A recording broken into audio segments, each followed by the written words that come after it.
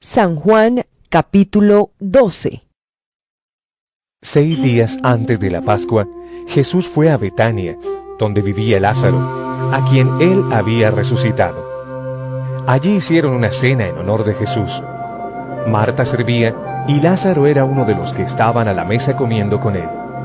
María trajo unos 300 gramos de perfume de nardo puro, muy caro, y perfumó los pies de Jesús. Luego se los secó con sus cabellos. Y toda la casa se llenó del aroma del perfume.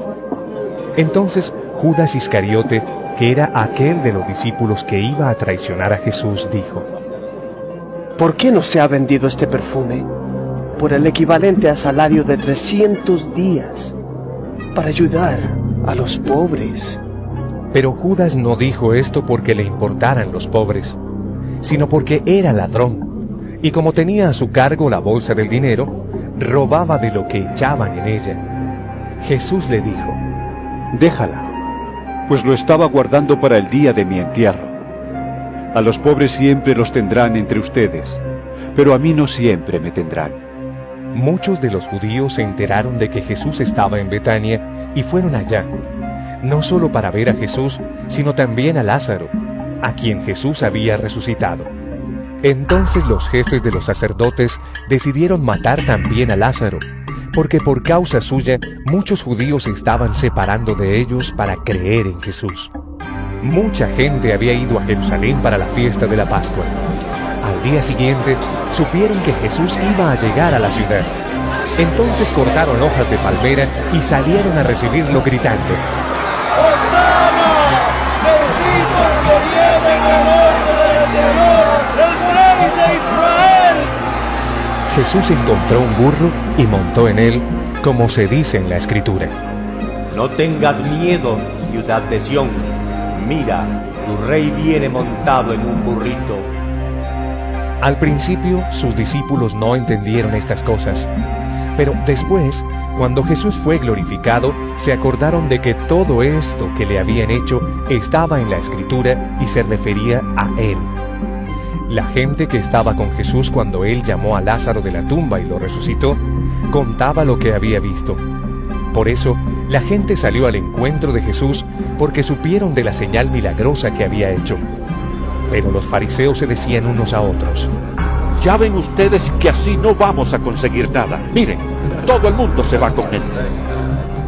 Entre la gente que había ido a Jerusalén a adorar durante la fiesta, había algunos griegos. Estos se acercaron a Felipe, que era de Betsaida, un pueblo de Galilea, y le rogaron: Señor, queremos ver a Jesús. Felipe fue y se lo dijo a Andrés, y los dos fueron a contárselo a Jesús. Jesús les dijo entonces: Ha llegado la hora en que el Hijo del Hombre va a ser glorificado. Les aseguro que si el grano de trigo al caer en tierra no muere, queda él solo. Pero si muere da abundante cosecha. El que ama su vida la perderá, pero el que desprecia su vida en este mundo la conservará para la vida eterna. Si alguno quiere servirme, que me siga, y donde yo esté, allí estará también el que me sirva. Si alguno me sirve, mi Padre lo honrará.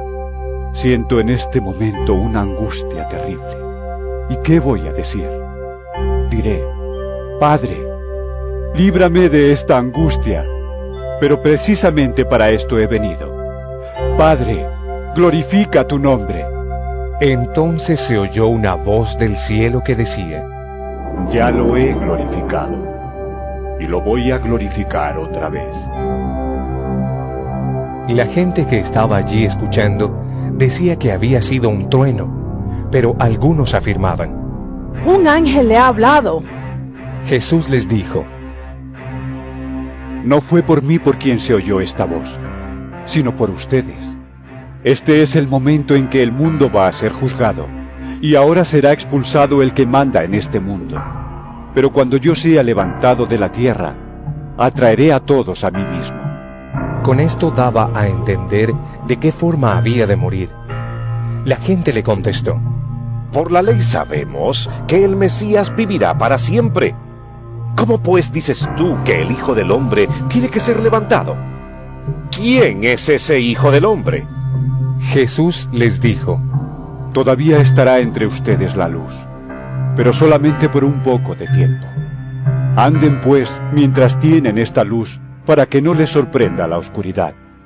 Porque el que anda en oscuridad no sabe por dónde va. Crean en la luz mientras todavía la tienen, para que pertenezcan a la luz. Después de decir estas cosas, Jesús se fue y se escondió de ellos. A pesar de que Jesús había hecho tan grandes señales milagrosas delante de ellos, no creían en él, pues tenía que cumplirse lo que escribió el profeta Isaías. Señor, ¿quién ha creído nuestro mensaje? ¿A quién ha revelado el Señor su poder? Así que no podían creer, pues también escribió Isaías. Dios les ha cerrado los ojos y ha entorpecido su mente, para que no puedan ver ni puedan entender, para que no se vuelvan a mí y yo no los sane. Isaías dijo esto porque había visto la gloria de Jesús y hablaba de él. Sin embargo, muchos de los judíos creyeron en Jesús, incluso algunos de los más importantes, pero no lo decían en público por miedo a los fariseos, para que no los expulsaran de las sinagogas. Preferían la gloria que dan los hombres a la gloria que da Dios. Jesús dijo con voz fuerte: El que cree en mí no cree solamente en mí, sino también en el Padre que me ha enviado. Y el que me ve a mí ve también al que me ha enviado. Yo, que soy la luz, he venido al mundo para que los que creen en mí no se queden en la oscuridad. Pero a aquel que oye mis palabras y no las obedece, no soy yo quien lo condena, porque yo no vine para condenar al mundo, sino para salvarlo. El que me desprecia y no hace caso de mis palabras, ya tiene quien lo condene. Las palabras que yo he dicho lo condenarán en el día último, porque yo no hablo por mi cuenta. El Padre que me ha enviado me ha ordenado lo que debo decir y enseñar. Y sé que el mandato de mi Padre es para vida eterna. Así pues, lo que yo digo, lo digo como el Padre me ha ordenado.